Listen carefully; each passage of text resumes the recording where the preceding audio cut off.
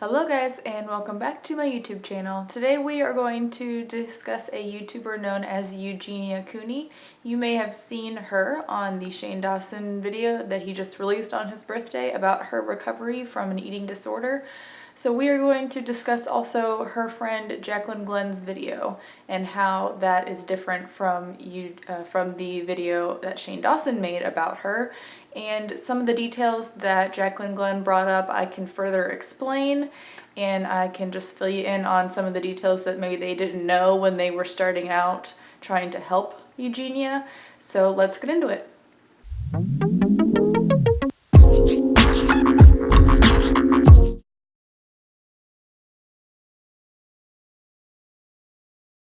Okay, so Eugenia Cooney is a YouTuber. She is known for her cute style. She likes to do a lot of different kinds of videos, makeup, hair, clothing try-ons, etc. But she became famous because she is extremely skinny.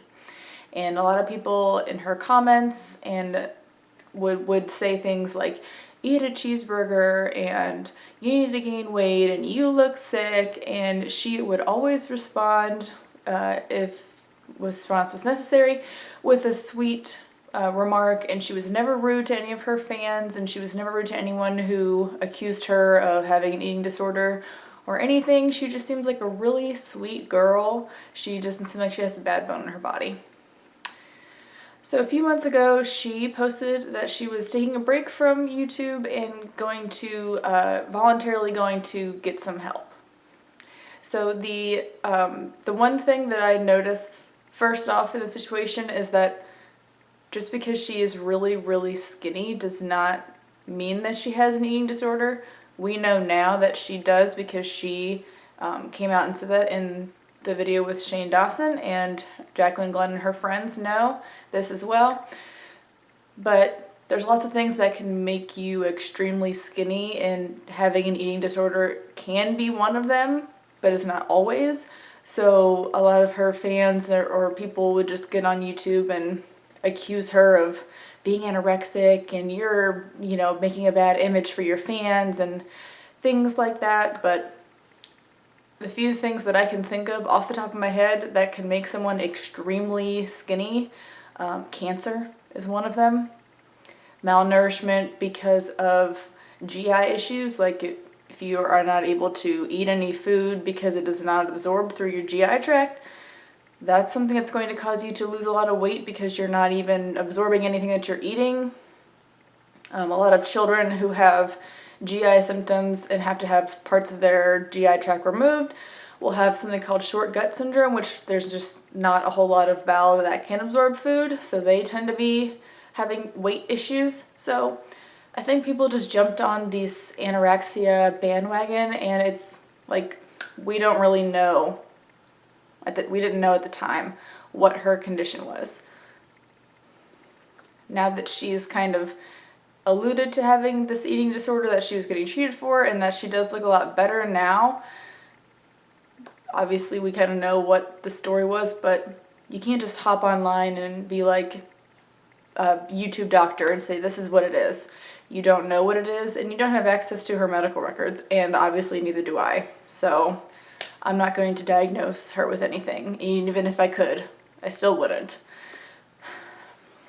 So in Jaclyn Glenn's video, she talked about how Eugenia's mother was very controlling and how she would have a driver come pick her up and drop her off wherever she went. Okay, so there's a lot of a backstory with the mom. Eugenia is an adult. She's, I believe, 24, 25 years old. She's never allowed to go anywhere. It's all completely manipulated by the mother. There's a driver, Edgar. Every hangout with friends is an orchestrated pickup and drop off. If I had to make an educated guess from an outsider's perspective on what Eugenia has showed us in her life and what Jaclyn has said about her life, it seems like the control that she's lost from her mother taking it away from her, she kind of reverted to having control over food. So she hyper controlled her food. This is all completely speculation. This is just a opinion of mine. I don't know if it is for sure, and she didn't come out and say any of this. So this is just an opinion that maybe she just didn't have a lot of control in her life, so she started to control her food, and then this is how she ended up where she is now. Toddlers can have this issue, that they will not want to potty train or be really hyper-focused on their potty training because they're learning how to control their environment. So but what they can control is their bowels. So they might like hold it or not use the potty if they really want to. So there's many different facets of your life that you have control over, but if your control is being taken away from you, you might revert to focusing on a different type of thing that you can control, and then it can get out of hand. Okay, so Jaclyn Glenn talked about a 51-50 in her video. In my state, we call that a pink slip. I think it just depends on the state, and so you can't just call up the police and say, my friend needs to go to the hospital because she's killing herself, and they come and see her and she's not in any imminent danger to herself or others, and she's competent to make her own medical decisions. They can't just say, well, your friend really wants you to go, so hop in the back of the cruiser, let's go. It's very frustrating for families who want their family member or friend to seek help. The issue of it is that people can make their own decisions, and adults can do whatever they want as long as they're not breaking the law, imminent danger to themselves or others, or if they're incompetent to make their own medical decisions, they can do whatever they want. The situation I was in with Eugenia, because I wanted to help her, I tried calling the police. They kind of laughed at me on the phone. They're like, oh yeah, that YouTube girl, like, we've been there. There's nothing we can do. We're not mental health professionals. We can't take her. I called mental health professionals, and there was nothing they could do because they weren't law enforcement and they could not forcibly enter a home without permission. The only thing that I could do was if I had her out of her house and into my apartment or into some other area where the mental health professionals could come and talk to her. It's very difficult to pink slip somebody. They have to be evaluated by a mental health professional, which is why they asked those people to come to her house to evaluate Eugenia, because they felt that she was in imminent danger to herself, and the evaluation potentially, in order for them to take her, it would have had to show that she was unable to make her own medical decisions or in imminent danger to herself. The other way that she could get treatment is that if she became extremely sick and was unable to communicate, then we would start treating her because it would be an emergent situation. But thankfully it did not have to go that far. The reaction that Jaclyn Glenn was talking about, how she got on the phone and she was screaming and the mother was screaming at her and everything, and she was really upset and she feels betrayed and bullied. There was almost like some people that like never really said anything to me like before, but then like later on were kind of like bullying me into like trying to make like decisions for me. Obviously, if she wanted to go get treatment, she would. So the fact that she didn't want to, and she feels like her friends kind of blindsided her and forced her in, you know, of course she feels betrayed. You know, of course she feels like they, did something wrong to her. But throughout the treatment, when she chose to stay in the treatment when she could have left, that shows that she's making progress. And so that's really awesome for her. And I hope she continues to make progress, because I'm happy to see that she is getting to a more healthier weight. But this is an ongoing thing. She's not fully recovered now. And it's, in my personal opinion, there's certain things you just don't recover from, you just continually work towards. Like someone who has a problem with alcohol or drugs, they may be clean and sober, but they'll still have the temptation to use alcohol or drugs, so they're working towards that in their recovery. So they work towards that continuously, even though they've been clean and sober for X amount of years. So even though Eugenia looks like she's a better weight, she looks more healthy, she probably still has those feelings and those temptations to, okay, this is just speculation, my opinion, I haven't talked to her, obviously. She probably feels the urge to, do the behaviors that she would do regarding food. Either not withholding or dividing or picking.